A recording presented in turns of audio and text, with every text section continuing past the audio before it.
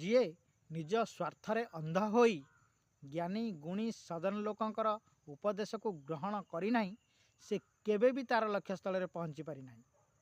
ମହାଭାରତରେ ଧୃତରାଷ୍ଟ୍ର ଏବଂ ତାଙ୍କର ପୁତ୍ର ଦୁର୍ଯ୍ୟୋଧନ, ମହାମହିମ ଭୀଷ୍ମ ଏବଂ ମହାମନ୍ତ୍ରୀ ବିଦୁରଙ୍କ ଭଳି ବିଚକ୍ଷଣ ଜ୍ଞାନୀ ଗୁଣୀ ସଦନଙ୍କର ଉପଦେଶକୁ ଗ୍ରହଣ ନ କରିବାରୁ ନିଜର ଲକ୍ଷ୍ୟସ୍ଥଳରେ ପହଞ୍ଚି ପାରିନଥିଲେ।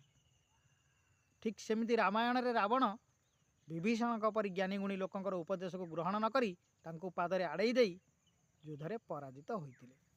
କିନ୍ତୁ ପାଣ୍ଡବମାନେ ପ୍ରଭୁ ଶ୍ରୀକୃଷ୍ଣଙ୍କର ପ୍ରତିଟି ଉପଦେଶକୁ ଅକ୍ଷରେ ଅକ୍ଷରେ ପାଳନ କରି ବିଜୟୀ ହୋଇଥିଲେ।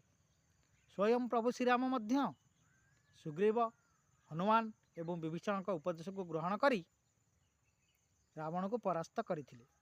ତେଣୁ ଆପଣମାନେ ବି ଆପଣଙ୍କ ଲକ୍ଷ୍ୟସ୍ଥଳରେ ପହଞ୍ଚି ପାରିବେ ଯଦି ଜ୍ଞାନୀ ଗୁଣୀ ଓ ସଦନ ଲୋକଙ୍କ ଉପଦେଶକୁ ଗ୍ରହଣ କରନ୍ତି। ଭିଡ଼ିଓଟି ଭଲ ଲାଗିଥିଲେ ଚ୍ୟାନେଲକୁ ସବସ୍କ୍ରାଇବ୍ କରିବା ସହିତ ବହୁମାତ୍ରାରେ ଲାଇକ୍, ସେୟାର ଓ କମେଣ୍ଟ କରିବା ପାଇଁ ଅନୁରୋଧ।